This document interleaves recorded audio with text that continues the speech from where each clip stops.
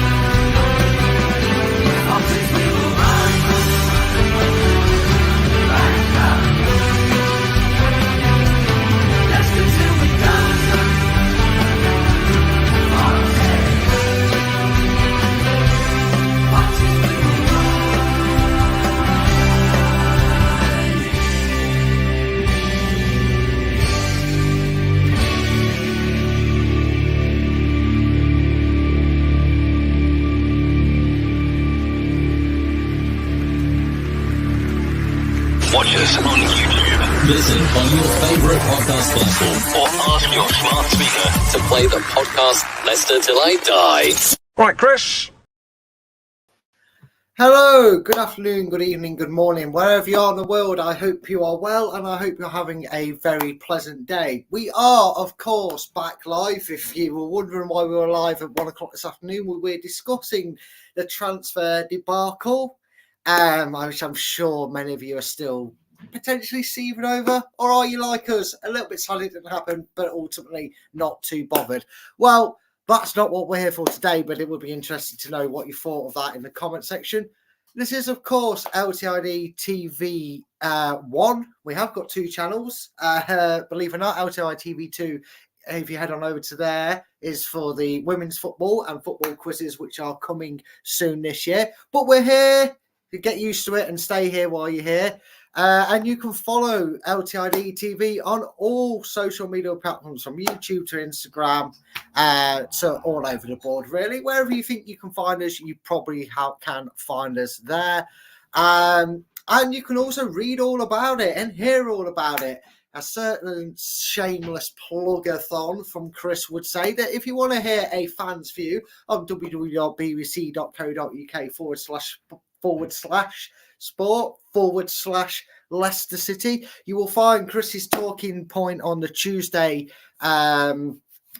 Tuesday and Monday. That's how much attention I pay. I always read it. You're normally a day late. Go and check that out. He does do an article over on BBC Sport, and obviously we are in connection with Talk Sport along with lots of others. And of course, if you aren't or haven't already, and I'm sure you have, most of you lovely people, but if you are new by any chance and you have just joined the channel, you've just found us through the waves of many people tending to get here, then make sure you do all that good stuff at the bottom. Turn notifications on, hit that subscribe button, share the content, drop a like on today's video, and of course, get involved in the chat down below, as I can see some of you already have. So, we are here for the prediction show, and it's been a while since I've been entrusted with the powers of hosting. So, A, that's why we've been late, because I've been trying to figure out my lappy top and its layout again to get all the buttons. And B, we have had a bit of a guest delay. Now, you might think, because he's so little, I can't see Ant, and he is actually in the background. But unfortunately, he's not. He has got something. He's dealing with a phone call at the moment, so he should join us later. However, do not fear. Do not fear. The comical dad jokes and the genius that is has been replaced today. I'm not talking about Ant's replacement. I'm talking about Chris's replacement, obviously. He is, well, he's doing a Man City, isn't he? He's doing, well, could say he's doing a Leicester City. He's flying high. The chasing pack keep dropping points, and he keeps winning games somehow by some crook. I have, of course, got the Predictions League champion in the making. Probably. It is, of course, Doug from Doug Football, from the Dugout Football Channel. Doug, how are you doing? And is that smug face because of the intro, or because you know how clear at the top of the table you really are? Well, thank you very much for the intro. It was very, very nice of you. No, thank you very much for having me on. I do appreciate it, and it is nice to be finally back with you as well. And yeah, I hope you're doing well. Yeah, it's good. I'm doing well. I mean, I'm doing better in life than I am in the predictions league, and that's always that's always a bonus. Just a few people in chat. LCFC Gray's in there. Good old everybody's favourite clown that isn't the scary one from the sewers, Ronald McDonald. He's saying hello to everybody. John is also in. He's saying evening to Gray. They're all saying hi to each other, but Nate is also in, as you can see there. He is in there. So, I mean, I've talked about you being top dog, but he's not in yet, or if he is, he's sitting there very quiet, feeling sorry for himself. A certain Anthony. Now, for those of you that don't know, if you are new and you'll catch up on this, Doug is part of the group chat for this predictions league, which is a run between 15 contestants, and a certain Big Anthony, shall I say? That's why I call the other Ant Little Ant. Big Anthony did this imaginary maths in his head where he figured he was fifth in the league. I may have told him he's not fifth. Where do you think he might be in the league if he thinks he's so high of himself? Where do you think Anthony probably is compared to where he thinks he actually is, should I say? I mean, if he thinks he's fifth, then I think he's probably lower than that. So I'll go eighth. You could be spot on. Now, I'm hoping this is going to work the way I intend it to. It isn't, but can I do it this way? So, you know what? So people complain sometimes when you put it in the top score or top corner of things, they can't quite read it. So there you can see it for all its glare and beauty. Little Ant, well, he's got big muscles holding up the table, as you can see his bottom there. Naturally, not by the biggest of distances anymore, bear in mind. But Doug, you are still sat with a bigger bit of a gap at the top of the tree, but you were spot on. In his mind, Anthony is eighth, and then just surviving, holding on by the fingertips. You could say I'm like the Everton in the Premier League. I'm just about holding my own above the relegation zones in 12th. But it's very, very close, Doug. I mean, taking yourself out of the equation, it's from my position at least up until Jeff in sixth. There's not a lot separating the pack. It really is, as I removed the wrong thing there, it really is looking like a close table to be having, isn't it? It looks very close in the offing. Are you worried at the top that you're going to start falling off the tree? I've had a few sort of ropey weeks recently, and I think there's been like a couple of weeks where, like, I have actually had one week. I think I had like 10, 11 points at one stage, which I'm still guessing how I managed to do that. But obviously, you know, everyone is in the, you know, the chasing pack, trying to chase me down. So all I can do is basically just try and keep up with the perfect scores, and obviously pull away as much as I can. But as I said, there's still match week 30 now, so there's 16 more game weeks after this. So still a long way to go. Oh, he's being very reserved, folks. Is there anybody that can catch him? Let me know down below if you've seen that league table, even if you're taken apart or not. Just have a random stab at someone to maybe catch Doug up in the race for first place. Nate said there could have been a Champions League place, but I missed a few games. You know what? Over the Christmas period and that dodgy 4-5 game block that classed as game week 28, the way we've done it, it has messed a few people up. There was some people that missed 1 week. There was some people that missed 4 games, I myself included. So, but you have been right on the ball, and that's probably helped your situation, has it not been at the top of the tree, as it were? Yeah. I think it's quite interesting as well that when we've like had FA Cup games, there's obviously been like one sort of half that's like obviously had championship games, and then the other half have obviously had FA Cup games. So yeah, obviously in that sort of bracket, there will be sort of the other sort of 5 or 6 or 7 teams that weren't in the FA Cup will obviously get their game in that game week. So yeah, it's a bit mixed up. It's just like the Premier League. There was 1 week there was like 10 teams playing, and then the other 10 played as well. So it's very, very interesting that. But yeah, I think it's a bit naff, to be honest, to have that in between an FA Cup week. But there we go. It is. I suppose we got a bit spoiled being a former Premier League side. Obviously, it's very rare, isn't it, Doug, that you see, at least until probably the latter stages, and even then, it's still a very broken up fixture list. But because the Premier League teams notoriously go far in the competition, it's not something we come across in the third and fourth round of, in the Premier League. You might get one random game that goes on, maybe like a Sheffield United taking on a Bournemouth or somebody like that. I know they're still in it because that's who we've got in the cup. But you know what I mean. So it's something that maybe caught a few people off guard as well. Well, before we get started, because we do have a Friday night game to get on to. Unfortunately, I don't have the glitz and glamour of the way Chris runs it because this is just my first time filling in for him for this one. But Gray's getting the guard of honour ready for you. He's booking the open top bus parade for you around the streets of Liverpool. He says Doug's the man. He will be champion.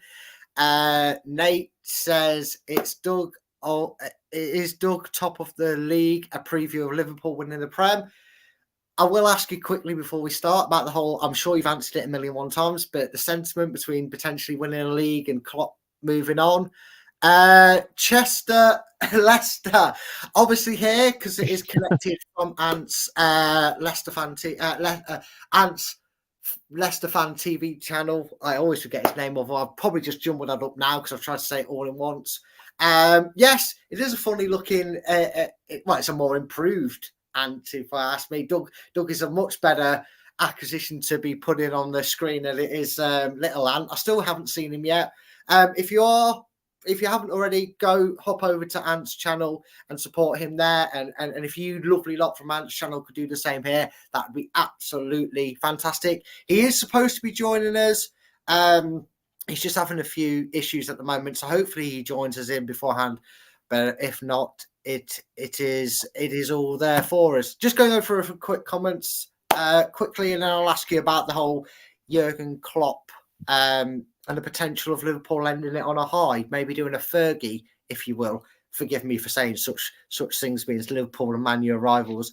I have to make an effort next season in this, but for now, I have to take part. That's great, mate, and that's exactly what you guys can do. It doesn't matter if you're not in the league. That's just for a little bit of fun and some fun prizes and giveaways. But you can just join in the comments. It's absolutely fine. And as Scott says, absolute legend, mate. He says, anyone smash the like and subscribe to both channels, LTID TV 1 and 2, would all be appreciated. Connor Bradley is apparently going to be the next Liverpool star. Is that what you're seeing, Doug? Yeah, he's been unbelievable recently. The 6 games he's came in for, he's just been unbelievable. And scored his first goal against Chelsea the other night. He's going to be very, very good. I think as well he's got a bright future ahead of him. Only 20 years of age.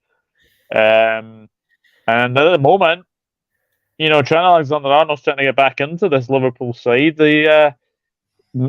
Bradley is very, very undroppable at the moment. Yes, unfortunately, one thing that is not unstoppable is the reign of Jurgen Klopp. Obviously, there's still a long way to go in the season. Liverpool, probably one of the only, I'd probably say 3 teams if you include Man City, because they are Man City, but probably yourselves and Arsenal, the only 3 that are really showing strong enough consistency to potentially be in a title fight come the end of the season. But before we get into predictions, what's your? I'm going to ask you a similar thing. What's your prediction for how the season plays out? Is this and also, do you feel like this is the right time for Jurgen to step aside for his career? I can understand why he wants to go. he hasn't had a break for a long time. And I think as well, the media aspects in the summer are getting even bigger. Like when you go to sort of Singapore, when you go to sort of these Middle Eastern countries, they always seem to like have more and more sort of press conferences. So I understand why a club wants to go. Um, as far as the season is concerned, I'll be honest. I think we're exceeding expectations. I don't think anyone expected us to be top of the league at this moment in time. We beat a really poor Chelsea, so we actually dismantled Chelsea the other night. It should have been about 8 or 9-1. The amount of chances that we had. Darwin Núñez hit the crossbar, the post, for about I think 4 times, which is obviously a Premier League record. So it's obviously an unwanted record to have. But I think if we can at least win a couple of trophies, I think that would be a very, very good way to go about it. If we win against Arsenal on Sunday, go 8 points clear, it could be very, very intriguing to see what will happen for this season. But I still say City are favourites because they're Manchester City. But you just never know. If we're in the mix between that running between April and May, then we've got a very good chance of winning the league. Well, I'd totally agree with that. I think as annoying as it is, and I know it's not, you don't want to sound too farmer leaguery as it is, but there's always that contentious thing that Man City are just gonna find a way to win the league. It feels like it's been that way for several years. I know you had that little pit, in their chunk in their armor of streaks, but they always seem very, very good at getting the job done. Speaking of getting the job done, this man has finally returned. He's been a wanted man. His fan base are over here pining for him to return. They're saying, "We want Little Ant. If we want Little Ant, I shall deliver, people. I shall deliver." Ant, how are you doing? I'm back, B-Rad. I'm back. How are you doing? Ante is here. So we got Doug, B-Rad, and Ant. It's a great show. Apologies about that, but without going into too much details, guys, I had a phone call that had to take priority. Absolutely no worries at all, mate. I always say that will always come first. Let me see if I can not do that. If I can figure a way to let's see if I can not do that, he says. There we go. Is that a little bit better? Let's see if I can get a banner at the bottom so it's not looking a bit too sparse as well. You're in time as well, which works on, I'm just going to whack that one up there. There you go. We all look nice and presentable and special now. We all look very posh. So, Anthony, you Little Ant, as I'm going to call you, because there's 2 Anthony's in the group, and he'll pipe up and say he's in 5th place and 12th when he's really in 8th. How are your arms feeling, mate? Because I don't know if you saw the league table. You probably didn't, but you must be the world's strongest man sat there on a whopping 34 points. I know you came in late, but even Dave's double your score. Here he had like a week advantage. Are you feeling good with that crank neck, having to look up and see all the people ahead of you? It would really help if I remembered to put my scores in the chat, but before the weekends, wouldn't it? Not after the results. It really would, mate. It really would. I mean, you're not the only one, though. I literally think every single person, myself and Chris included, have at least missed some forms of games due to either the congestion at Christmas or this bizarre random games when FA Cup games are on, because we're just not used to it, are we? We're just not used to the FA Cup. Speaking of things that we're not used to pushing it this close to a game that kicks off. Luckily, it's not a 7:30 kickoff, so you can bide a bit of time. You know how you haven't got yours down in chat? Well, I'm not going to reveal score predictions elsewhere, but luckily you've got room to write yours in. So Anthony's, for everybody's, Little Ants will be recorded and documented live on stream and on this bit of paper for the league table, so there can be no conspiracies thrown out about Anthony not putting his in the group. So if I let Doug talk for about 35 minutes, your first game will be void. So, Doug, we already know your score predictions, but if you want to take 36 minutes to tell us why you've gone this way, it is, of course, the Friday night kickoff game. It is Bristol City at home to 37 points off Leicester Leeds United. Sorry, I just thought I'd get that little jab into the who says they're the best team in England. I just thought I'd just remind you how many points you are behind the runaway leaders. I've just seen the comments. People are going to ask every question to Stool Dog as long as they physically can, aren't they? Oh, yes, they are. Did you just see what Total Football's put? Oh, No. yeah, he's asking anything and everything. He's trying to make sure it happens. I've got the community behind me here. No, but Doug, early kickoff. Well, I say early, I mean fixture-wise, it is the first one. It's the Friday night game. It kicks off in 34 minutes. So that's how long you've got to tell me. Which way do you see this going? Do you see an upset for Bristol City? They're on decent form, or are minus 37 points off Leicester Leeds United going to take that back down to a whopping 34 points behind us? You can't keep that out of your head, can you? I've got to be honest. I think Leeds are absolutely flying at this moment in time. I can't see anything other than Leeds going to Ashton Gate and getting a win. I think I said 2-0 Leeds, and I'm going to stick with that. Well, I can confirm you know your predictions well. You did go 2-0 Leeds.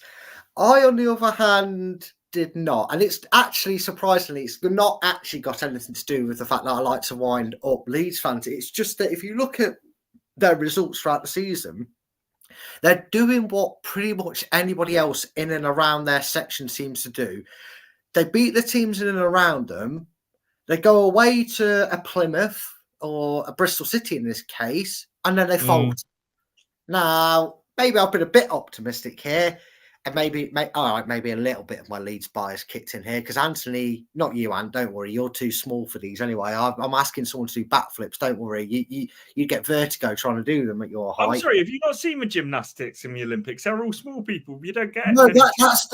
That's the Paralympics. You can't confuse it with No, I'm not saying like that.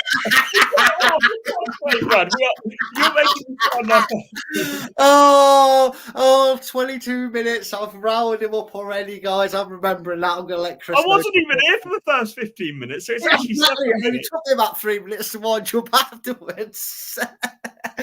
But I've actually, bizarrely enough, well, if some of you know some of my other predictions, you won't probably think it's that bizarre.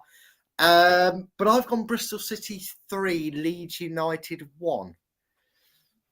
Don't look at me in that tone of voice when you've only got 34 points, Mr. Ant. And balance to the force. I've gone Bristol, Doug's gone Leeds. Surely that means you go for a draw and get it wrong, doesn't it? Yeah, I was actually going to go for a draw, ironically, but 1-1 I'm going with because I just think these are the kind of games away from home that Leeds do seem to trip up on, which is why the gap is now 13 points. See, he's on the same wavelength as me. I like it, but you're not the only one that's on the same wavelength. LCFC Gray, he agrees with you, and he has gone 1-1. Sorry, Gray, you should have put that in afterwards.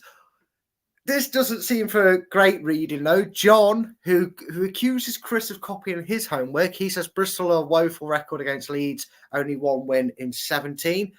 Surely they're due another one then, John. But he has also agreed with you, which I don't know if that's good for John or bad for John today. He's agreed with you because he has gone 1-1 as well. Scott's asked Doug, are Leeds even relevant? How could you back such a prediction? Have you seen the league table, Scott? Doug's the sort of man that goes QPR to win 4-0 against West Brom, and he's the only one to get 3 points on it. I don't care. If Doug could tell me it's going to end 6-4, and I'd back him to win it. I'd back him to win it. Oh, dear. Richo, good to see you, man. He says, evening, and chat. Doug, your new name is now Chat. Oh, Scott, no, you're not in with the joke, man. Look at him trying to fit in with the cool kids. Be rad. I'm going for a strong hope. No one is allowed to call Brad anymore. He is now just permanently be rad. Yeah. And you're A-Ant. That's who you are. You're now A-Ant. Oh, Little Ant. Like, Little Ant's acceptable, but A-Ant is the way forward. We need to get an AA Ron in the chat. We need to get that in the chat. That'll explain everything. He's gone for a 4-2 win. And yeah, people just saying hi to each other. And of course, Total Football gets straight in on the act after Ant's permission to talk. Well, you made it in time to give your 8 o'clock kickoff. So, unfortunately, I have to give you a point if your prediction comes in at any points. But now we move on to the long list of Saturday 3 o'clock kickoffs. There is no 12:30 kickoff. Apparently, some division probably has prius over the early kickoffs. It's called the Premier League, which is where Leicester looks to be heading back to. But two teams that are disappointing for two different reasons up next. And I started with Doug, so I'm going to start this time with Anthony. Blackburn Rovers at home to QPR. Now, maybe QPR are a little bit more expectant to be struggling down at the bottom. They've not been, pulling up any trees over the last few years in the Championship. But Blackburn had a very credible manager. I believe during the early stages, he was actually linked with us. He was someone we wanted. And the last I saw them in the league table, they were right down in the bottom, as low as I think 18th, weren't they? They have really struggled. They've shown a little sign of getting going, and when they have a slip up, it drags on. Is this a game where Blackburn really is too early to say 6-pointer? I mean, which way do you see it? It is Blackburn at home. They are playing a really dire QPR. Surely it has to go. Do you see today, though, that John Dale Thompson refused to do his press conference? Oh, it's like it seems. I don't know if he refused it or the club refused it, but there was some reason there wasn't a press conference for this game, and it's like when there's stuff like this going on, it never looks good, does it? But no, again, it can either be, when two crap teams face each other, it can either be the most entertaining games where it's like goals going in left, right, or centre, or it's going to be like a drab 0-0 ball that will be painful for anyone to watch. I'm going to go with the latter. I'm going to go a 0-0 draw. Yeah, well, Ant is making sure he manifests his best Chris impression. That's 2 draws in a row, and he's not just gone for the Chris special of 1-1, but this time he's gone for the last, as I call it, the bore on ITV4. He's gone for a 0-0. Does paint dry in your game, Doug, or have you predicted one team to paint the town red with victories? I've got to say, I've been very disappointed with both teams. I think if I remember my prediction, I think I had sort of Blackburn sort of towards that top half of the table. I actually, believe it or not, I actually had QPR to go down at the start of the season, and that hasn't changed my mind. I've been very, very disappointed with them. And as well, I think keeping Elias Chair as well, which I think was very, very key for them. But Blackburn, they flattered to deceive a little bit. I mean, they've just lost Adam Wharton, one of their best midfielders, to Crystal Palace, which I think is a big miss for them as well. They have obviously got. I think they brought in Billy Cumetio from us on a season-long loan, I think, until the end of the season as well. But I agree with that. It could be one of those games where it's either very, very entertaining, or it could be a drab 0-0. I'm not going to go for the drab 0-0 because I think Blackburn are actually better at home than they are away. So I'm going to give them a 2-1 victory.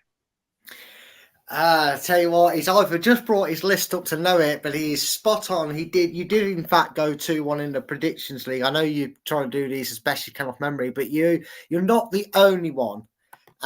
Gray, he also thinks Blackburn are going to sneak it. And Scott, please, if anyone knows Scott or is in the local vicinity of Scott, please send help. Please just give a knock on his doors. Just see if he's doing okay, because he's gone Blackburn 0, QPR 6.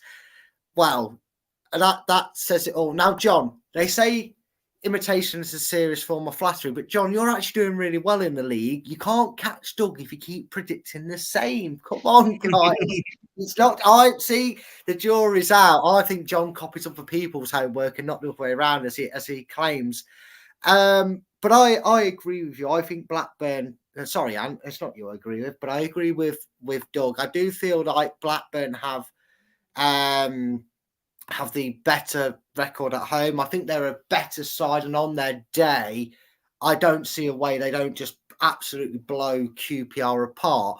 So now that we've all convincingly said that QPR aren't going to get anything, you watch QPR win this game in typical fashion. I don't know who that's a shot at. Is that me, me, Doug, or you? I don't know. Yeah, which one of us is supposed to be She Rice? She Rice. Jeez. Andrew's pulling up trees with a 2-0 win to QPR as well. But I've actually gone for Blackburn to win 3-0. I just think QPR are praying that three teams are worse than them this season. And it's probably ironic because the game we are going to talk about next. So, do I just put you down for a draw now here, Anthony? Because it's two teams, one in better form than the other, but both struggling. It is the Terriers, Huddersfield, are at home to what Chris calls my second prediction team, because I've been picking points off their results over the last few weeks off them. But they are, Huddersfield, at home to Sheffield Wednesday. I mean, Anthony, I'm going to give you some time now to think about what draw score you're going to give me, because you've gone 2 already. Doug, 6-pointer surely for one of these two teams. Sheffield Wednesday picking up wins, getting themselves back. They had a lot of work to do. The managers managed to turn them around and get that form overturned, and now they're right in with the fight for survival. Huddersfield, well, I say stole their manager, but he was sacked. He replaced Warnock. He's gone there to replace Warnock. Do Sheffield Wednesday continue this little bit of purple patch sort of in? Or surely Huddersfield just really need to get a win here, because they have struggled as of late to pick up points. Obviously, I know what you're predicting, but what's your gut saying now, Doug, if you can remember where you've gone for it? It's got to be... Yeah, I think this is a big game for both sides. Look, I think as well, Darren Moore being sacked from Huddersfield is not a surprise. I think the natives have definitely been restless over there at Huddersfield. And it was a very strange appointment. It was a very strange appointment. I never understood why you get rid of Neil Warnock and then you bring in Darren Moore. It just didn't sit right. So I think obviously Huddersfield not having a manager might make them be a little bit, I think the players obviously will have something to play for as well. Look, there ain't going to be many goals in this game. I think, again, this could easily finish 0-0. But because Huddersfield have just got rid of Darren Moore, I think the players will be up for this, and I'm going to go for them to sneak a 1-0 victory. That is exactly what you have predicted also in the league. You'd have edged out the win. Anthony, so is this 0-0, 1-1, 2-2, or are you actually going to go against the grain and pick a winner for this game? Huddersfield, Sheffield? I'm going to remove myself from the fence this time. I'm going to go for I think it'll be a Sheffield United. I've just upset both sides of Sheffield there. I'm going to go with the Sheffield Wednesday. 2 fan bases in one breath. That was brilliant. I'm going to go with the Sheffield Wednesday win. I just think they look like more of a team than they under Danny Roll than they have for the start of the season. I also think Paveda for them is going to be a proper good player, because he's one. I don't think he's good enough at the top of the Championship at this stage of his career, but I think he's one that a lower team in the Championship, if he's going to play, he will keep improving. I think he's going to be a good signing for them. So I'm going to go for it. Yeah, I think I've come off the fence, haven't I?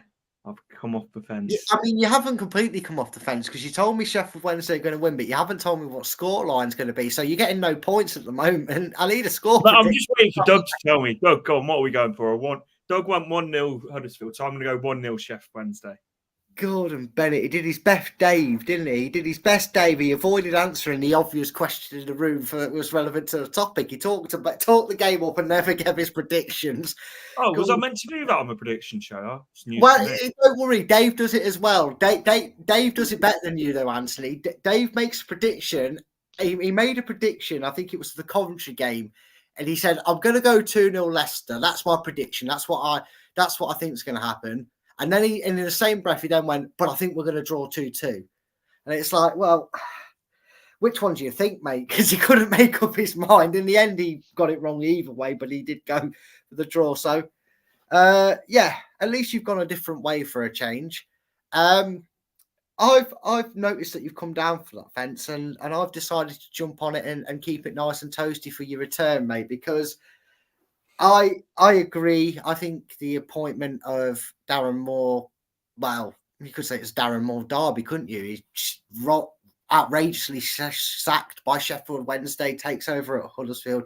Didn't go too well enough for him to make the derby to play it out, but Sheffield Wednesday have found a turn in fortunes, and they've been earning me some points in the Predictions League. So I've swiftly forgiven them for where I thought after they sacked him originally, and I've actually given. I think it'll be a 1-1 draw. I think Huddersfield will get themselves in front, but I just think Sheffield Wednesday have a bit more mentality about them, and I think they'll find a way to take a point away. And I think it'd be a great point for Sheffield Wednesday. But yeah, I mean, I was surprised when Sheffield Wednesday sacked him originally, but I will say, if you look at his track record, everywhere he's gone, he must cause some trouble, because he always seems to get sacked when his teams are doing okay. So who knows? Maybe it was a blessing in disguise getting rid of him when he was in Championship.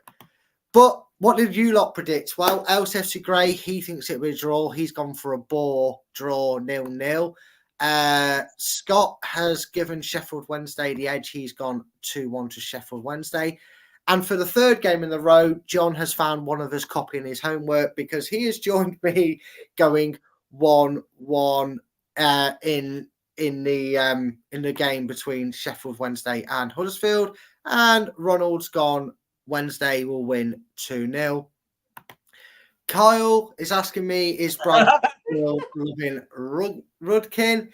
The best way I can answer that, go and check out our 1 p.m. transfer roundup preview show that we did, where we talked about it. Me and Chris talked about it in depth for over an hour. So after here, if you haven't already, you want to know if I love or hate John Rudkin, go and check that out. It was like an open love letter to John Rudkin. I did. It was like that Eminem song. I was like, "Dear Rudkin, you still ain't called a roll. I hope you're okay. I hope you have the chance to sign Sensei." he didn't reply. I told him I wrote the addresses on them perfect. Moving on. We go into Hull City versus Millwall, who just either get beat or beat you up. That might as well be the Millwall slogan for what it's worth. We'll beat you or get beaten up. Just saw Craig's comment there. Dear Rudders. I should do a musical video for one too. Great. But Hull City at home to Millwall, or as I call them, 8th place. Because Millwall for like the last 3 years have finished 8th in the Championship. Who did I start with last time? I gave Anthony a break, didn't I? So Anthony, are you going to keep up with picking a team to win, or are we going back to draw central with this one? No, It's Hull at home. 3-1 Hull. I'm going to get my scoreline in first before I lose the plot and forget that one. So 3-1 Hull. I think they've had a brilliant transfer window, and they just look exciting, and they might not be the defensively most solid team in the world, but they're just exciting with an exciting young manager and like a lot of exciting youngsters. So there's a word there that I keep using, isn't there? Very exciting. Yeah. So Doug, I don't know if you noticed, but I don't know about you, but Anthony thinks it's going to be an exciting game, whereas me, the notorious BRAD. I'm not so sure, but what are your thoughts on the game? Do you agree that it's going to be an thrilling game? Yeah, see, change the word play up. Come on, think of something else. Get a biggie dictionary, Anthony. Where are you going for it? Where are you going for it, and how many are Hull going to win by? That's not a bias towards Millwall. I just think the shit. I know how much you hate Millwall. In fact, I think everyone hates Millwall apart from their fans. So yeah, basically everyone hates them, while their fans don't. So I've got a keen eye on Hull because obviously Fabio Carvalho. He started pretty well at Hull. As we Fabio Carvalho. Believe it or not, I actually think I predicted the same as that. I think I went 3-1 Hull as well.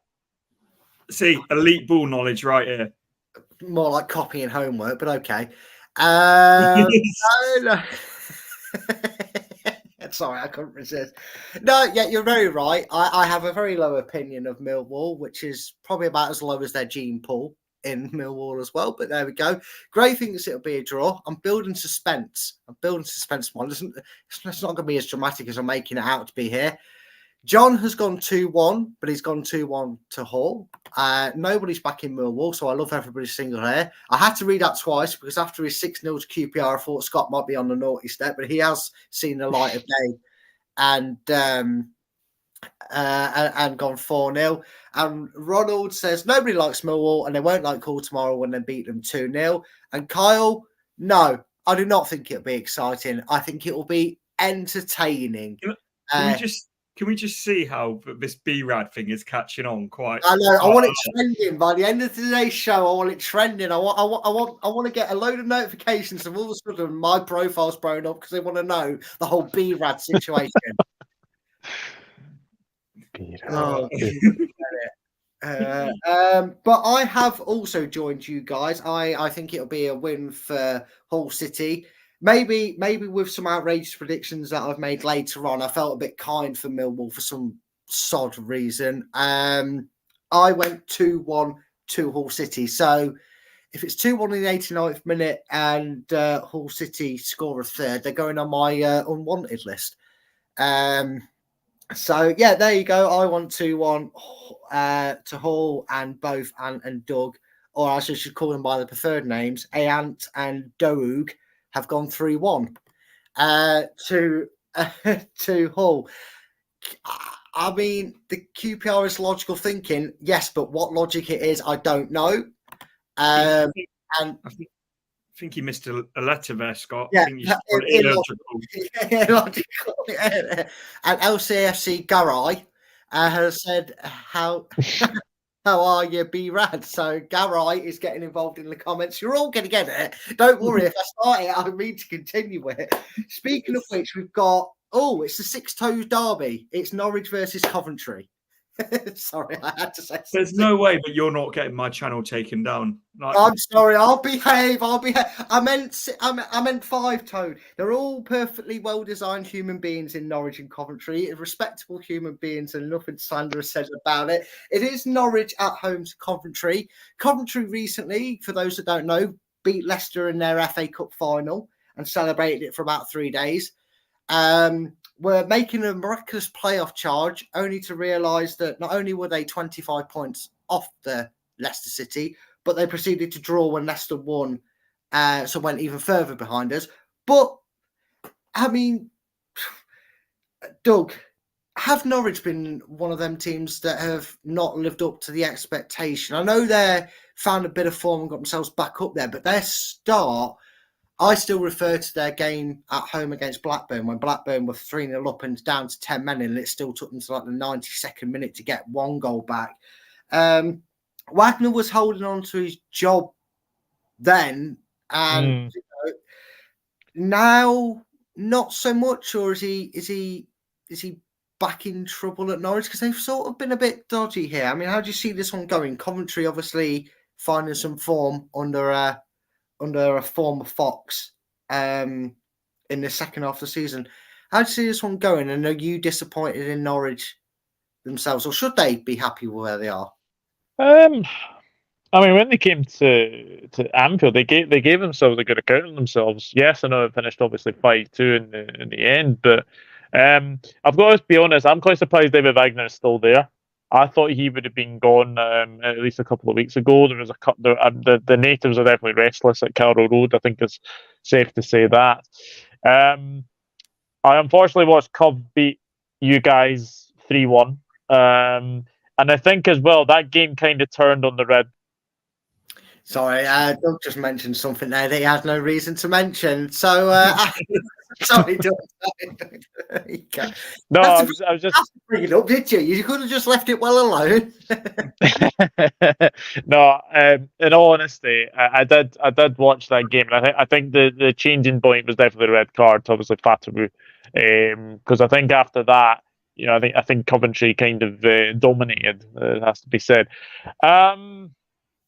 I think Coventry are probably better at home than they are away, but there's this kind of feeling again with Norwich that you don't know what you're going to get with Norwich. You don't know what you're going to get. And I'm probably going to upset a lot of people here, but I've gone 2-1 Coventry. He has gone 2-1 Coventry. I mean, it's probably just about forgivable because I've said some lovely things about both areas of the United Kingdom in Norwich and Coventry. And before your channel gets told it has to cut the dialogue off at a certain point, then let's see if we can at least get the recording of you predicting surely a Norwich win against the little M69 club that is Coventry. Where do you see it going, mate? Well, probably in Norwich, mate. It looks where it's going to be kicking off at 3:00 tomorrow, but I'll leave on that note. Yeah, no, just no. Keep going. You're not away enough. Go on. What were you saying? I'm going to go for a 2-1 Norwich win. Oh, yeah. You know It's what? definitely a tale of two cities, isn't it? Oh, definitely. God. The show's gone on. I give up with you, like I really do. Let's see what everybody else is going for, because I would say I'm building up suspense, but it's going to be quite anticlimactic when you hear what I've predicted. I don't know who C ****** is, but I'm guessing it's an abbreviation term of endearment for Coventry. Why has that just popped up? Go away. Scott's apparently gone 4-1 Norwich, so he's holding no prisoners back there. Ronald says, hate to say it, but Cov will get a 1-1 draw. I mean, there's nothing wrong with giving them only a lowly point. LCFC says we switch off too much. Doug, I was thinking he's on about Leicester in general there, which we do. It was definitely an extra couple of points of my score that cost me for that Swansea late minute goal, but I'm not annoyed by it. I don't go on about it. I don't bring it up. Doug just there saying enough, but John, well, Brad, this will be a Desmond, he says. Kylie is trying to get it trended on a Twitter or YouTube or wherever he's trying to go, and Scott's just going for it now. I think there was some others, but a lot of comments have come in since. And he also, Kylie comes in here and says, Brad looks like a young David Wagner. Never ever have been so insulted. I've had to launch my glasses at the wall. Wait, put the glasses back on. Let's get a picture of David Wagner back up. Hold on. Let's see. Here we go. For your entertainment, for your entertainment alone. David Wagner doesn't even wear glasses, does? Oh, he does. I was going to say half of the pictures have glasses. If I had my beard and the stubble back, maybe I could understand it a bit more, because when I've got the stubble, I do curse myself. On. No. Right. Is there a way for me to share the screen? This is very important research. Right, while you're doing your important research... Wait, hold on. No, hold on. Share the screen now. Right,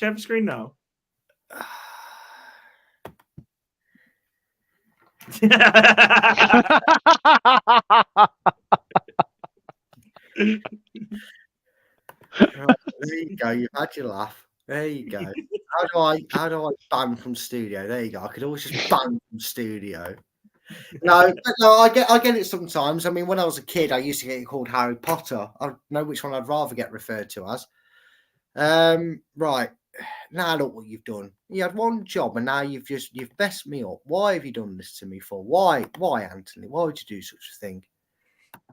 Can I see? This is all Ant's fault, people. Blame Ant. I had it all set out and now he's messed things up. Right. See, that's all Ant's fault, is that? No, just confirm. Doug, you went 2-1 Coventry and has gone 2-1 Norwich. I know I teased you about it earlier, but I have backed my second draw. I've bagged a 1-1. So Ronald, it wasn't so crazy to say that they'll go and get a draw because I actually think that as well. I couldn't really separate the two teams. Coventry are in good form. Norwich are decent now at home. So I went 1-1.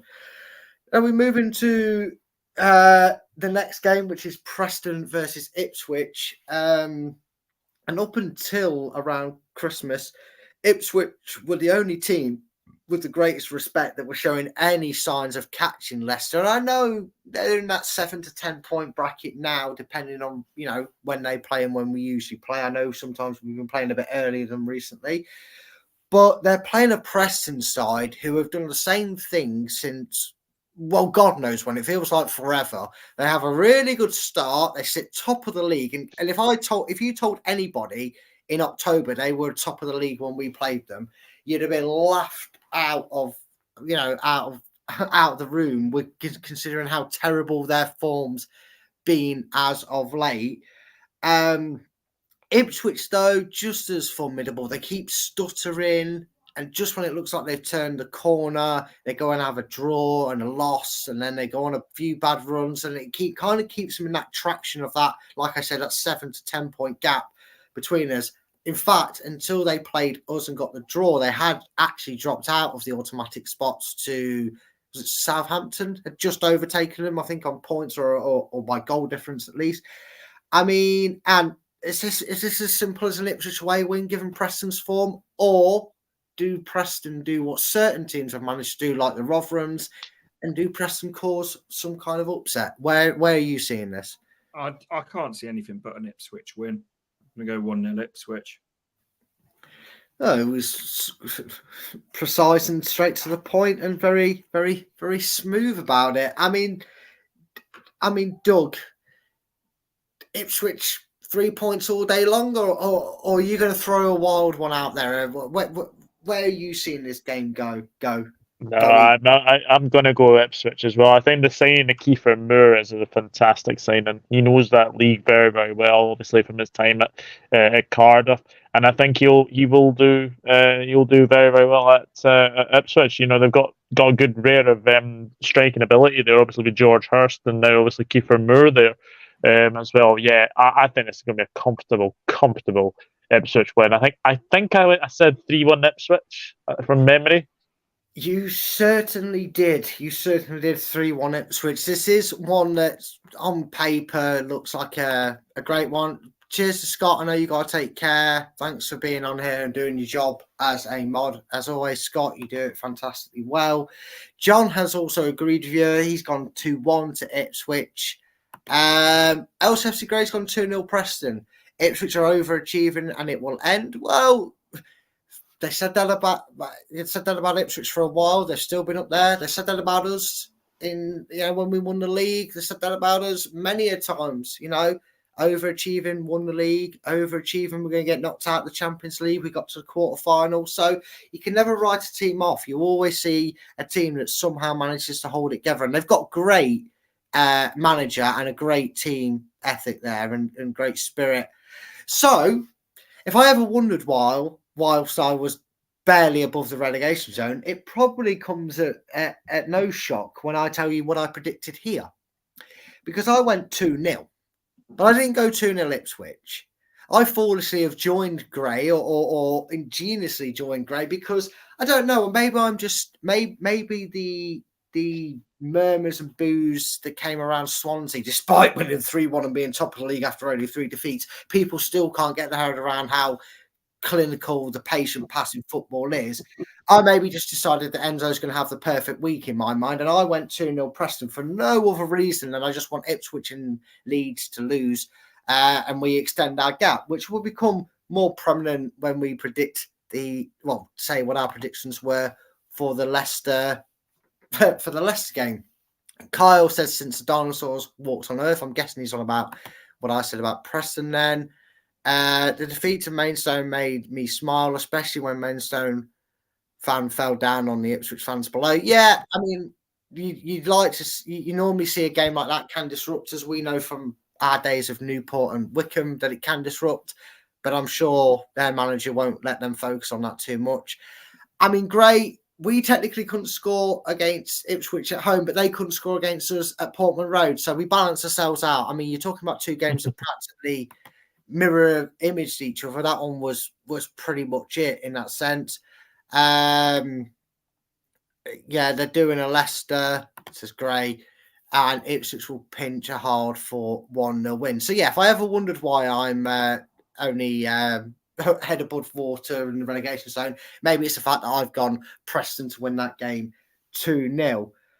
Now then, speaking of teams in dire form and a chasing pack, a team that's breathing right down Ipswich's neck and probably Preston's respectively, if you probably look at the table, Rotherham are at home. They're struggling down at the bottom and they have one of the hardest, in fact, statistically, the hardest side to take on at this current form indicates.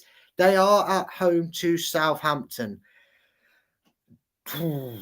Doug, this is how many do I put you down for, Doug, for a Southampton win? This surely only has to go one way, right? Or is there any hope at all for Rotherham? Do you feel? Yeah. Any hope for Rotherham? No. No. You had the opportunity there to say Bob and no. No, definitely not. No, Southampton are in magnificent form, has to be said. I think we've got one of them or Watford in the FA Cup the next round. I know that's going to replay, but I think it's probably going to be Southampton with the way that they've been playing. No, I think if you get rid of Alcaraz to Juventus, you bring in David Brooks again. Fantastic signing for that league. Really, really is. I think he will do well at Southampton. No, I think this is going to be a long afternoon for Rotherham, and I can see Southampton go crazy. I'm going 4-0 Southampton. Yeah, he's gone for his first real big high scoring game of the evening. Anthony, are you throwing out any shocks here, or are you kind of following trend with Doug with your prediction? It's as close as sort of a safe Southampton win as you can get, isn't it, really? So I'm going to go 3-0 Southampton. You have gone 3-0 to Southampton. I haven't thrown out any shocks. I'm not going to. There's no dramatic build-up for this. There's no eye-opener here. I have gone for, well, if I told you someone in the comments has put the same down as me, could you guess who it is? John? John. Did you say John? Yeah. Yeah, you would be correct. I have gone for the same as what John has done. I've gone Rotherham 1, Southampton 3. I don't know. Something says Rotherham, it'd be typical of them to sneak a goal, but it'll be like a consolation. Southampton, well done then. But yeah, it's a full house result there. Southampton wins. Gray's gone 3-0. He's joined you. Obviously, we know John's gone 3-1 as well. Rotherham didn't play too badly against us, and they did equalise when we played them at their stadium. I think it'd be closer than you think. He's gone 1-0 Southampton, but he does think it'd be closer. I mean, you never know in this division. We have seen some crazy results, but I kind of feel the same as you. I feel like it would be, it's just only going to go one way. They're kind of starting to be like cast adrift at the bottom, aren't they? I think they're 9 points off safety. Yeah, and I do think there becomes a point where even the best of manager, you get to a point where it's so far adrift, kind of like Southampton last season in the way I feel, that it gets to a point where it's so far out the realms of possibility, even though mathematically you're still in with a chance, it's kind of like one eye on next season. Because you might find that he's looking in that dressing room already, and he might already have 4 or 5 players that are already thinking, can't wait to be a free agent and go play somewhere else next season and get first team football or whatever. Never like to sit in football, but you do get that feeling that, especially with the upturn in fortunes for the likes of Sheffield Wednesday and Huddersfield going through their third manager this season, that it's probably become too much of a task for them already. Now, as is tradition on this channel, we skip the next fixture list. Not traditionally in a sense as we always skip this one when it comes up in the number order, but we would be talking about Stoke versus Leicester. Now, I don't know if maybe you guys maybe know, but because we're a Leicester channel and because a lot of you that join in the conversation in the chat are Leicester fans, bit like Chris Tarrant with a check. We don't want to give you that, not just yet. We're gonna throw that away. We're gonna come back to that at the end, because you guys are gonna. All I'm gonna say is when we get to the Stoke Leicester game at the end, all of you, including you in the chat, make sure you finish your beverages because my scoreline prediction might make you spit your tea or NyQuil out all over the place. But I'll keep you in suspenders until then. That's your dress preference at night, lads. That's up to you. We're going to skip over that one and go to Swansea at home to Plymouth. Again, Swansea, Doug, sacked managers, not doing anywhere near as well as anticipated. Probably in that collection with the likes of Norwich and Blackburn in underperforming for their seasons. But one team that I now more than ever, due to a certain team we're playing at the weekend, stealing their manager, I want to see do well and succeed and kind of give the to their former boss, is Plymouth Argyle. I have forgiven them for being sponsored by Ginks's and claiming that's a pasty when it fucking well isn't.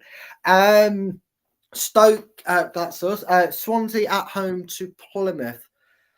It's difficult one to tell. Doug, is it that difficult for you to predict a winner? Have you decided to lay your foundations for a fence, or are you picking a winner from this one? Because this one could be a close game, I feel. I think this will be a very close game, and I think as well the fact that obviously Swansea have just got rid of obviously Michael Duff. Again, that was another managing appointment that's never going to work, unfortunately. He did very well at Barnsley, just didn't work for him out for him at Swansea.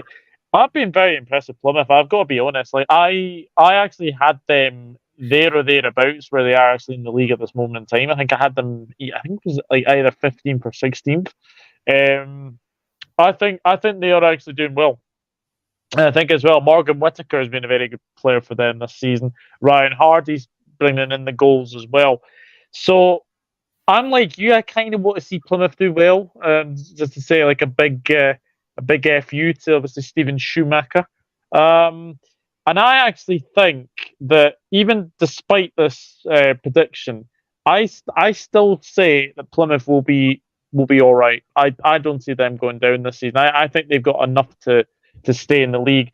But it is at the Liberty or the Swans Bet Stadium, whatever you want to call it. I'm going to go 2-1 Swansea.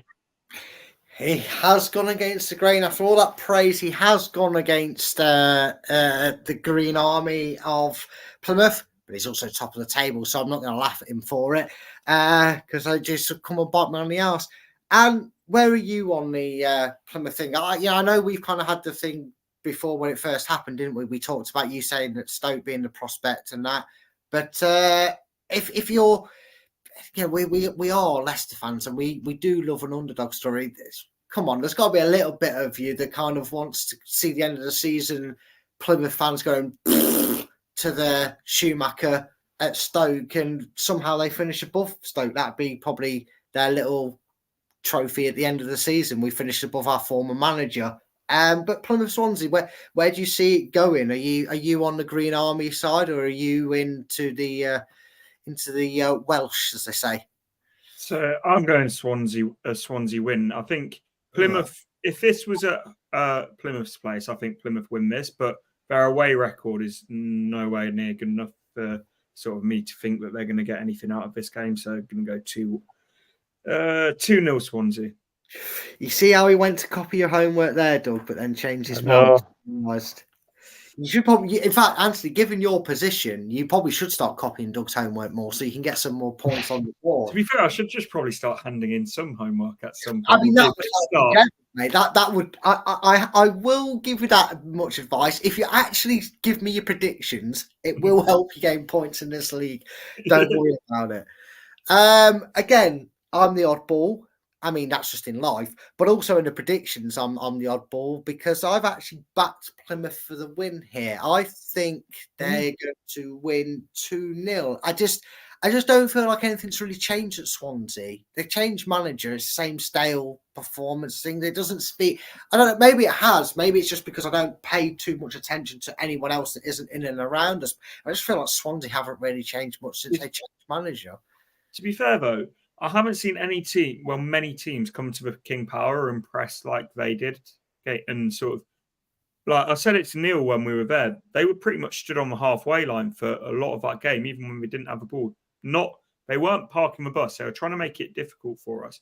Admittedly, it gave us, was it the third goal, the outgun goal? But I think they look like a massively different side now to when we played them earlier on in the season, where it was just get everyone behind the ball and sort of try and counter attack.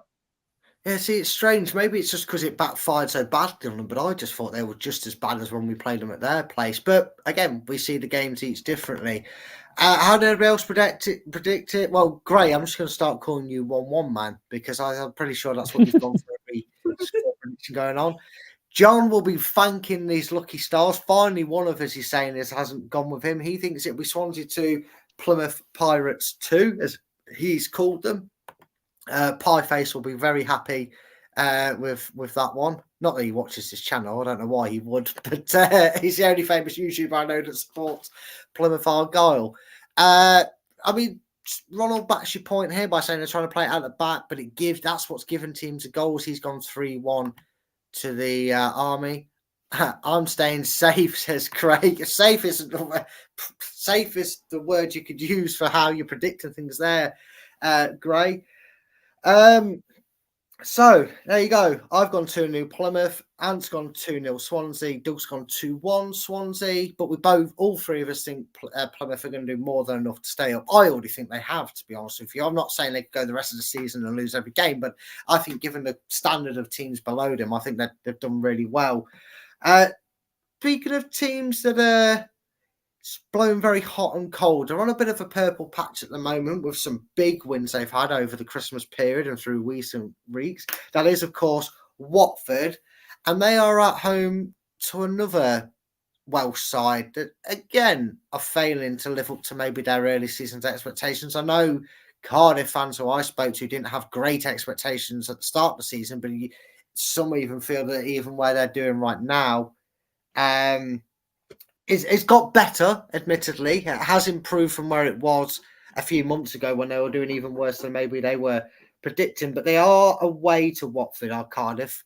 I mean, this surely just depends on what Watford turn up, isn't it, Ant? Yeah, like some weeks you look at Watford, they look brilliant. Other weeks you look at them, they look absolutely dreadful. It's like it's almost two different teams, isn't it? But I'm just going to go with the safe home 2-0 win. He's going for the safe home 2-0 win. I mean, Doug, I believe you are one of the very few people, if not the only sort of person, that predicted a big win for Watford weeks ago. And you either got it dead right or they got beat by that exact scoreline. So I think you have a really good reputation with getting Watford right. Hopefully, you're going to get it right at the right end this time. Are you back in the same sentiments, Sam? Is it going to be a comfortable home win, or is this one where you get back on that Ants build offence? I mean, Cardiff are a bit hot and cold, but I actually think they've had one of the better windows. I mean, they've got Nat Phillips in from Liverpool. They got David Turnbull in from Celtic, which is a very, very good move. I'm surprised old Bellend is wanting to get rid of David Turnbull. So yeah, he's not happy. He's not happy there apparently. Is Brendan? I've got to be honest. Watford, Emmanuel Dennis is a very good signing. No, Watford haven't signed the manager yet, Nate, and that is the biggest surprise so far. Is that they've actually stuck with Valerian Ismail all season. Still chances. Yeah, believe it or not, actually, Ant has actually predicted the same as me. I've gone 2-0 Watford. I know, and that's a shocking thing, Doug. I'm sorry that you're not going to get any points for that when it comes in. It's the same as you. I kind of followed the mantra of what I just brought up about you. Watford went through a very weird spell, didn't they? Where I think they beat someone 5-0, and then they I think it was Bristol City they played, and they got absolutely tore apart. I'm hoping this week fortune favours Watford and they get another big result, because I have agreed with you both. I do think Watford are going to win, But in what may be the start of things later on to come, I have gone for a big Watford win. I have gone Watford 5, Cardiff 0. I just feel like if there's a team that's going to get an absolute beating, so no, my luck, well done Cardiff on winning 5-0 because I've predicted to lose 5-0, but I have gone for a big win over there. Gray came off his fence for this one. He went 2-1 Watford. John also going for a Watford win, joining you guys in symmetry. So again, back to copying each other's homework. You know, just change the name and date. That's all you need to do to get an A in this class.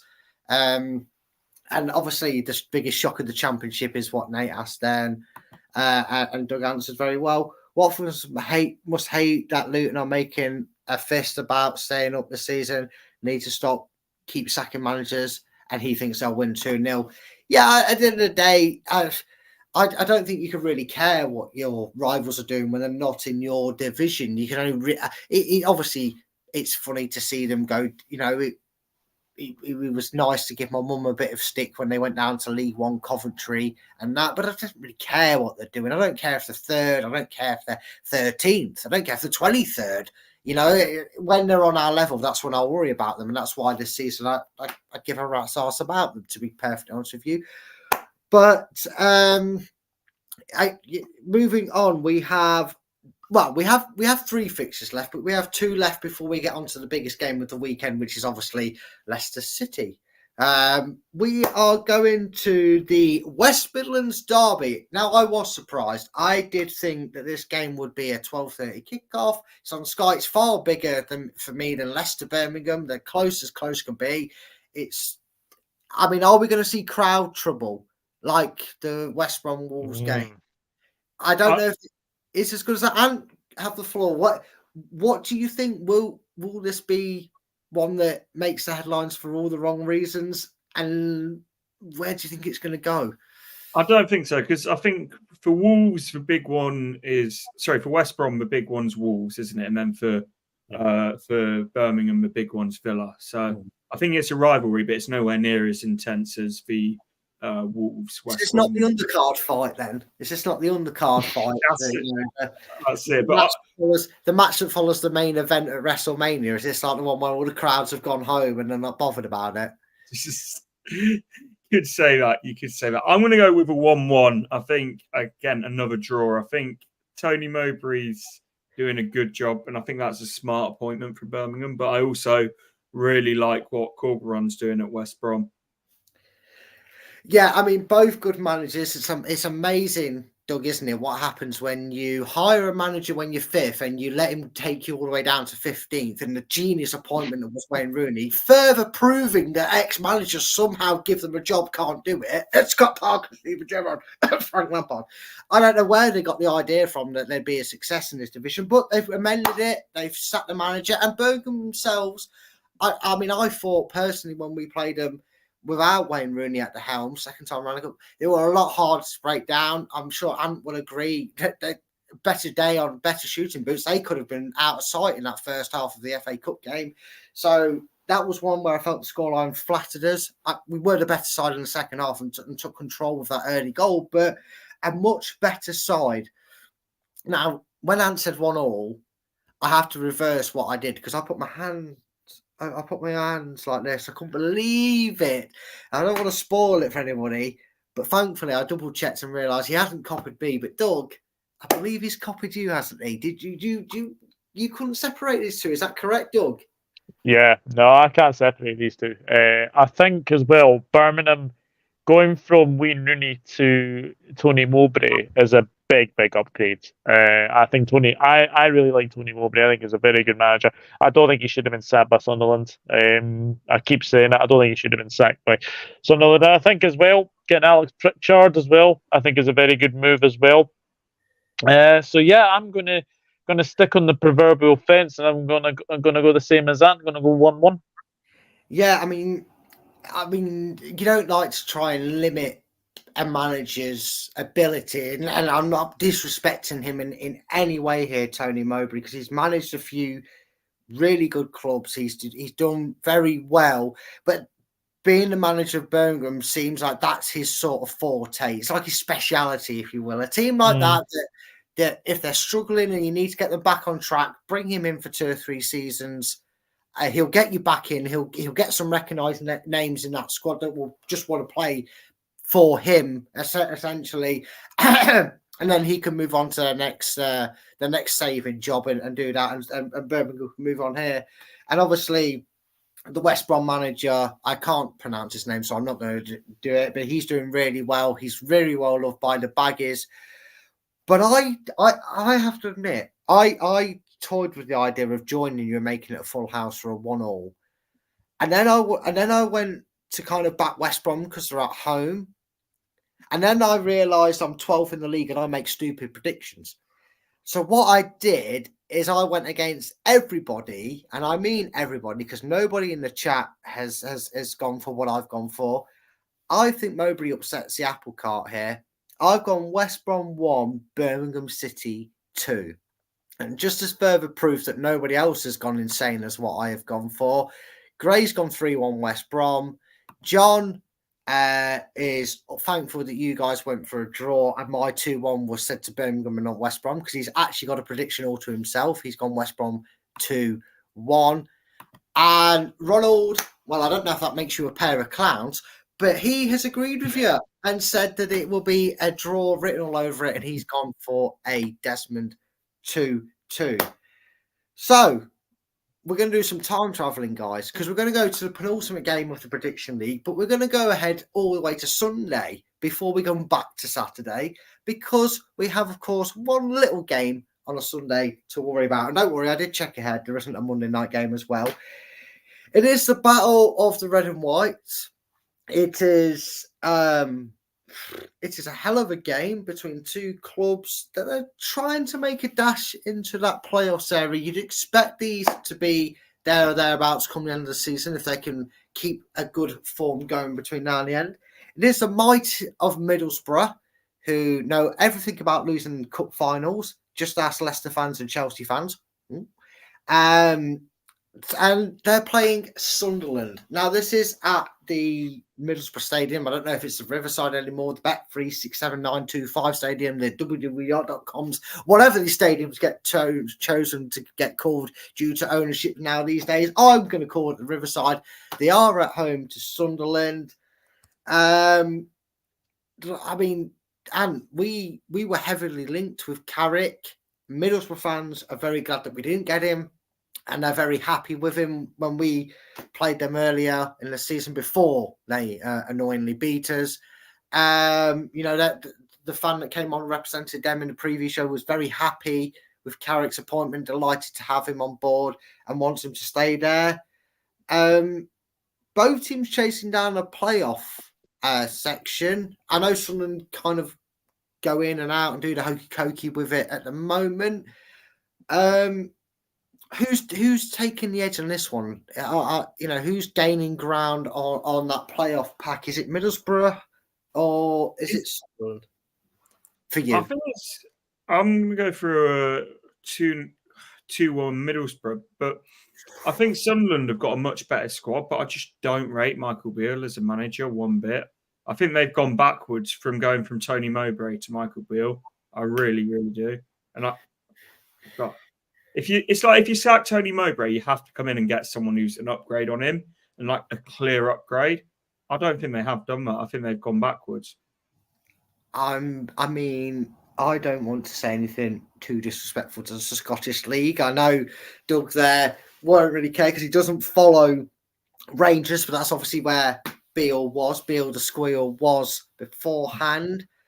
I'd like to hit back at you and say, oh well, look what he did for Rangers, but look what he did to Rangers would be probably more appropriate. He completely ruined some hard work in a league that isn't held in the biggest highest of regards around the world, rightly or wrongly. Doug's a massive Scottish league fan. You follow that. None of the big boys. You don't have a bias, do you, Doug? Tell everybody who you support Scotland. Go and oust yourself now. Show yourself as a true Scotsman here by not saying Celtic or Rangers. Tell everybody. I'm for my sins. I'm a Livingston supporter. I knew it was Livingston. I just wanted you to say it to confirm it. I mean, yeah, there you go, folks. He's a Livingston supporter. He's through on through. I definitely hadn't forgot. I don't know why I couldn't. I was like, Doug, please help me out. Tell me it is. But yeah, so, I mean, what did you make of him there? I mean, obviously, he was managing Rangers, Doug. But was he as bad as Rangers fans are making out from what you maybe saw of him? Wait, you checked him out? It started well for him, but then it sort of got a bit sour, and then he just lost the plot. His signings were horrendously bad. I think as well, the fact that he's gone to Sunderland as well makes me. I mean, I was so hoping that Sunderland would get somebody else than Michael Beale, but they didn't, and I just don't rate him as I'm like I don't rate him as a manager. I didn't think he was great at QPR as well. But I'm gonna go and say I think Middlesbrough just sneak this. I'm gonna go 1-0 Borough. You have gone for the win. You have indeed gone 1-0. Now, for me, I feel like they've done a Birmingham reverse. They had a good manager, and now by no fault of their own, they've lost that good manager because, funny enough, he's gone to say Birmingham, and instead of just approaching Wayne Rooney, it's almost like they thought it'd be a laugh if we got the Scottish edition of Wayne Rooney and just grabbed Beale, because I agree with you both. It's the reverse of how you think things would play out. I know he had a torrid time at Forest, and maybe that's dampened his reputation a bit, but you normally would associate somebody that would be lurking around that job would be someone like Chris Hughton, who's a very good manager. I don't know if maybe that disaster at Forest where he took, they were struggling at the bottom before that they're obviously inevitable uprise, but maybe someone like that would have been the ideal manager. It's left field, and like you said, Doug, he's already not showing his worth in this division with QPR, and for that reason, I agree with you both, and I've actually gone more convincing than the pair of you. Not too convincing, but I have gone for a comfortable 2-0 Borough lead. Although some people are thinking they can't, they like Chris's fence panels. John's gone for a 1-1 draw. Typically, shocked is nobody. He's gone for a 2-2 draw. Although he does say Jack Clark would be a good signing for us. However, Nate has given Sunderland the win. He thinks Ian Beale will get Phil Mitchell involved and get a win for Sunderland. But Ronald seems to think it'd be an easy 3-0 win, and they sacked Mombasa. I think Andrew must be drunk, or he's got typo error on his iPad or iPad. That's a new one, iPhone. Well, I won't say iPhone and iPad at the same time. That's what you get, iPad. Mowbray. So they sacked him. So, they decided to downgrade for their own purposes. Each their own. Well, guys, we got through Friday's games. We got through nearly all of Saturday's games. We've jumped ahead and just done Sunday's game. But now we're going to pull you back. We're going to pull you back to Saturday, to the last game we have to predict. It is, of course, some Chester City. Oh, no, Stoke City. Sorry, I read it wrong on my sheet. I just wrote down what I was thinking. It's Stoke City at home to the Manchester City of the Championship.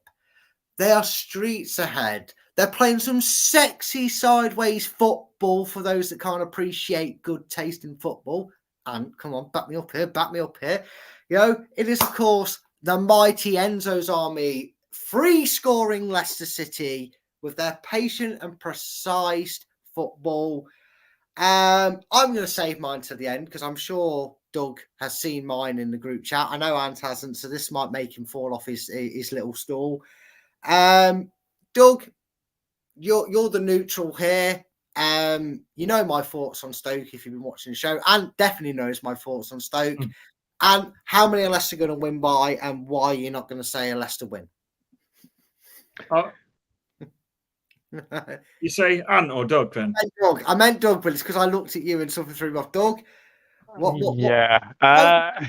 No. I tell you what, and we're going to enjoy this backstage, me and you. Doug, you tell the people why you've predicted what it is you've. Here we go. Yes. I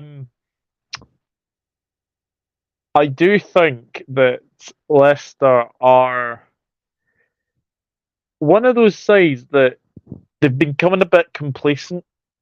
I think as well that you are quite slow in your build up as well. Look, Stoke go away at Stoke is never an easy game. It is never an easy game as well. Please don't hate me, but I actually think this could be the weekend you lose a game. I'm going to go 2-1 Stoke. Right, so now Doug's finished with his show. Congratulations, cheers, Doug. Thanks for all you've helped. You've heard that outrageous prediction. I mean, first of all, it's not often we hear someone honestly predict Leicester to drop points, let alone go for a Stoke win. Now, Doug, sit in the naughty corner. Think about what you've done. Anthony, tell Doug why he's wrong and what are you predicting is going to actually happen? Well, I went for a 3-1 Leicester win on my preview, so I'm going to stick with that. I think against Swansea we played quite well, just didn't put the ball in the back of the net enough. Like we should have won that. We should have been out of sight after 30 minutes. Like with the Daka chance, I think there was Dewsbury Hall had a good chance as well. So I don't know. It just feels like that ruthless edge is just missing. But in fact, the ruthless edge is missing. Yet we scored 3 goals. It's kind of, you know what I mean? It seems a bit ridiculous to say that. I don't mind the ruthless edge being missing if it's still getting you 3 goals. Gray has got back off that fence. He's seen the sense. He's gone 3-1. John has done a Leicester special. He's gone 2-1. Patient, slow build up. I don't care if it's fast, slow, medium, rare, whatever it is. As long as it's getting the ball in the back of the net and giving us 3 points, could not care. Just quickly going to say hello to Niall. It's been a long time, mate. Hope you're well. He's saying evening. Just you, Doug. Sodders. We don't. Tardy there. No. Hello to us all. He does say evening, lads, later on. Now then. Doug, you may know this. You know what's coming. You know what my prediction is. And Andrew, all the way over from little ANT's channel, he thinks he's been big and bold. Bless him. He's gone 5-0 Leicester. Now, normally that'd be a outrageous one. Now, I don't particularly like Stoke. I think if you rearrange the letters of Stoke City, you'd have to be dyslexic for it to work, but you could spell out Championship because they are the most boringest side I've ever seen ever. They literally spent about they had the little fun in the Premiership for 7 or 8 seasons, and then they went back down to where they live, which is the Championship. You know, it's like going on a long vacation. Now, if I tell you, folks, that I had to actually literally type out the spelling of my score prediction just to make sure there was no confusions. When I say I dislike Stoke, and when I say I was a little bit riled up by the amount of people that were saying, boring Leicester, Enzo's this, Enzo's that, when we're top of the league, only lost 3 games, and I don't know, 25 million points clear of anybody else that's chasing us down in the playoffs, and 10 points clear of third place. Anyone would think we're having a disastrous season. I may have, in the midst of that, lost my temper a little bit, and I want Enzo football just to swing a big something or other around, slap Stoke in the face, and then them so-called fans in the face for booing Enzo's style of football when we just won a game 3-1. And I want Enzo to be able to come out and go up to them fans at the camera and just go. And I went for Stoke City 0. I mean, that's no surprise. I barely give Stoke any goals. That's not the surprise, guys. The surprise is I've gone for Leicester to potentially set a record. Maybe not. I don't know. Because I've gone Stoke City 0, Leicester City 8. Jesus Christ. Right. I have gone. I know. Do you know what it was, Al? I was sick of all this Enzo ball bull crap. And I just want that big result that goes out there and we play this patient build-up play and we absolutely slap Stoke City off the park. Yeah. Out of all the teams in the Championship, being since we can't play Coventry again, if there's one team I really want it to happen against, it's Stoke. So sorry to any Stoke fans that are watching this back. This is it. Rutter's just missed a huge chance for Leeds, so that's why I was making strange faces. But I tell you what, I've heard about this booing at full time. I didn't hear any of it. I did not hear any booing at full time. I'll be honest. I've seen that little clip doing the rounds as well. You know, the one of Enzo at full time. It was quiet, but I didn't hear any booing. But there was the usual moaning and groaning. But I think that's just Leicester, isn't it? Sadly? I mean, the thing is, I do wonder, and I know there's a big difference in personality and there's a big difference in how it is. I know an away crowd is completely different to a home end. It's just natural. You're more relaxed. You've probably had a few beers on the coach. You're having a laugh. You're there for the day out because it's already cost you an arm and a leg. So you're either crying about it or you might as well drink to forget how much it's just cost you possibly.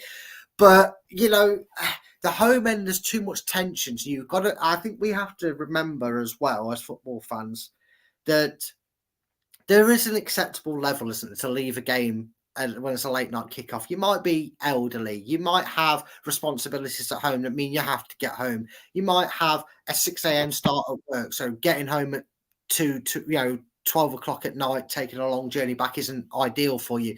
There's many plausible and acceptable reasons for leaving the game early. I just feel like when a ground is so empty after you've just won a game, and again, I take a lot into that when it comes into it, and the atmosphere is not great at the King Power. It really isn't. You know, I would say the atmosphere is 20 times louder. I would say sometimes that our away section has outsung home grounds at other grounds. Anyway, granted, sometimes the scorelines help that, but you know, we do need to find a way to create the atmosphere. I think what doesn't help is as soon as there's a couple of backwards passing, it's the boos and maybe not the boos to say, but the sighing and the groans. It's like, you know what you get with Enzo's football, and it's like I would understand it if it wasn't working and we were not creating chances, we're conceding goals left, right, and centre. We're not. We're controlling games. We're comfortable and.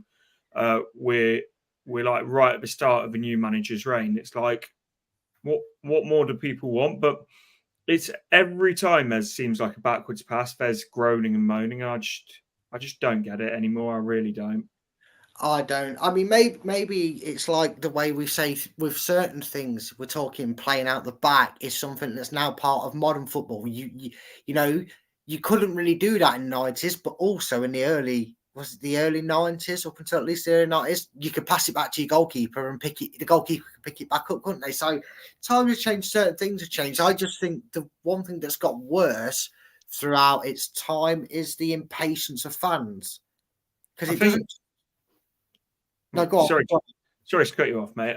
It's one thing that I think's become really noticeable is like there was ironic cheers when we passed it went for a long ball forward. And it's like, yeah, we went for a long pass forward. We lost the ball and then he gave it straight back to Swansea. And it's like, there's certain people, I think, and certain elements that would just love us to have a Tony Pulis type manager who just lumps it long for the sake of lumping it long. And it's like, that's not like, it's not sustainable. And it's like, what Enzo is trying to build at the moment is similar to what De Zerbi has at Brighton, like you look at a lot of clubs like Thomas Frank does at Brentford. It's a set style of play where no matter the players, that you can rotate and the system doesn't change massively. Yeah, you're very right, and I think you've got the thing is right. The one thing that really annoys me is them fans will swiftly moan and say, "Oh, we don't get the ball forward enough," and you know this, and we had a certain particular, I'm not going to keep saying his name and giving him any traction in case he's got people out there that will say anything, but he used to come in and he was a big Vardy fan. I think you know you might know who we talked about him before in the comment section. Always big Vardy, and every time You know, if we weren't 1-0 up after 7 minutes, it was we need to play like we did when we won the Premier League. That worked on a one-off occasion. It worked because of a lot of circumstances that led up to that. The Great Escape, the change in tempo, the signings that we made, and the fact that we kept that squad togetherness, and the fact that for 12 months and the so-called Tinkerman just was hands off. It was like, you guys have got the momentum, take it with you, and let's see how far we could take it. You have to play to your team's strengths. It took it better late than never. Nigel Pearson found that strength of that team, and look what happened. But then also look what happened to that team when Ranieri changed that team with his own signings and still kept trying to play that way. It didn't work, did it? It's also, we lost Kante, which I know we played 4-4-2. We had an extra man in midfield with the way Kante played because he was here, there, and everywhere. It's like there's a reason very few teams play 4-4-2 anymore. It's an outdated formation where you get overrun in the midfield. It's like football evolves because you go through. We went through a stage a few years ago where every team in Menam played three at the back with wing backs. There's obviously the 4-4-2 stage. There's like the 4-4-3. But like football evolves and football moves on. But it's like I just feel like certain people just want us to have a team that launches it long every time, and then if that long ball is an inch perfect, as in like a Pirlo-esque pass, there'll be groans again. Yeah, of course. Well, that is the joys of football. Lads, we've dragged on a little bit. We had a bit of a conversation and a bit of a topic talk tonight. It's been great having you both on. Obviously, Ant, you are a regular. Doug, you're getting back into swing things. And now going forward with the show, do check out Surrey Hills Radio tonight. A certain Leicester City, runner of this channel, owner, founder, and whatever else title you want to give him. We might not be so kind to him what we call him, but that is technically what he is here. Chris will be on Surrey Hills Radio tonight, so make sure you go and check out the late show on there tonight. But this, all things depending, with Doug with his little lad entering this world, he has got some free times. The wife did leave the key to untie the shackles, so she's gone to see other family with the child tonight. Doug, obviously everybody knows who you should know who you are, but just in case they don't, just let us know, everybody know where they can find you and what it is you do. Yeah, absolutely. Oh, I'm full screen again. Yeah, my YouTube channel is the Duggar Football channel on YouTube. Sporadically sort of getting back into the swing of things, but obviously being a father, it's much more difficult to get the content out. But obviously having a little bundle of joy is my main pride and joy at this moment in time. So yeah, the Duggar Football channel on YouTube. Enrod_992 on Twitter, Facebook, Douglas James Horn. And yeah, I'm on TikTok as well. Been doing a bit of TikTok recently. So you can find me here, there, and everywhere. Yeah, there you are. There's Doug getting down with the kids. Go and check out his channel, guys. His links always added into the description. He's a big part of this channel. He always interlinks with us here, and we always try and interlink with him here. Obviously, we're hoping next year, Doug, we'll be able to interlink a bit more on the same level, not just in intellect, but in terms of division we are playing in next season. Just thank you very much, Doug, for coming back on. My pleasure. Have a great weekend, kid and wife free, at least for tonight. And as always, mate, take care and good luck to Liverpool in their title race. Thank you very much. See you later. Take care, everyone. Bye-bye. Bye. Bye.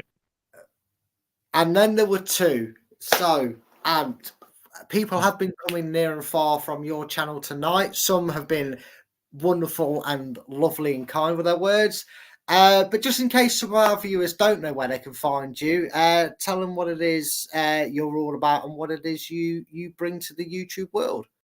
Cheers. Yeah, cheers for having me on, B-Rad. So, Ant's Leicester fan channel, home match day vlogs. Every home game has a match day vlog or match day content. I meant as many ways as I can do. Live streams, all of that good stuff. And also make sure to follow me on TikTok. I'm starting to get into that side of content as well. caught me off guard. Just as I was trying to organise myself, you cut yourself off. It's like you like. I'll tell you what, I did, folks. He looked down at the screen and saw me like this. I can't even see what you're doing, mate, because you're a host. So you can see me when I drop out. I can't see you. But brilliant. Brad's given me the reins of the channel. What could possibly go wrong? I don't know, but I tried to scroll over somewhere and I must have highlighted something with my little pad mouse and it went, no, out you go then. So there we go. I'm back in just to do the lovely outro. Look, and you obviously a regular here. Thank you again for coming on as always. Just try and catch up and overtake Luke. You can't get beaten by an Australian. It's just not right. As a cricketing fan, I just can't allow you to do it. So you need to put your ideas up, mate. You need to start catching up with us. I mean, you don't usually do anything, but will we see you in and about lurking in the comments for tomorrow's game in the watch along? No. Well, I was planning to go to Stoke, but sadly, I think I've got something that's got to take priority over that tomorrow. Absolutely no worries, mate. Do really appreciate it. I don't know if you know it, but Chris tries to get me with this. Thank you, everybody, to the comments for playing along, getting along. Make sure you do all that good jazz, good stuff down below. You're liking it, you're sharing it, you're subscribing and turning notifications on. And as always, we always hope you've enjoyed the show and you've gone and shown support to our guests tonight, as well as the LTID TV2 channel, which you can go and show some love to. I promise you, it is coming back. As I will say, it's good night from me. He doesn't know it, does he? He doesn't know it, does he? He doesn't know the line. I thought you dropped me out. I'll be honest. I was watching the Leeds game. I didn't realise I was still on this. See the professionalism there. And right, take two, everybody. It's all right. It's not live. He cuts out. It's not live. It's good night from me. I don't know what you want me to say. It's good night. God, it took Chris about 6 weeks to train me on the line, and the line is, and it's good night from him. Are you ready? Take three before we end the stream. It's good night from me. And it's good night from him. Way! Good night, everybody. Take care. See you here, bright-eyed and bushy-tailed. Well, ish. 2 o'clock, I believe. Chris will be starting the watch-along for tomorrow night's game. But until next time, as always, take care, goodbye, and come on, you foxes. Thanks for watching. These videos are tremendous. You better like them too, or I'll be back. The TalkSport Fan Network is the ultimate on-demand destination for the UK's best fan-led football podcasts, including Leicester Till I Die, independent analysis and reaction for the Foxes faithful. The TalkSport Fan Network, unbeatable club-dedicated content created by the fans for the fans. Follow the podcast on the TalkSport Fan Network.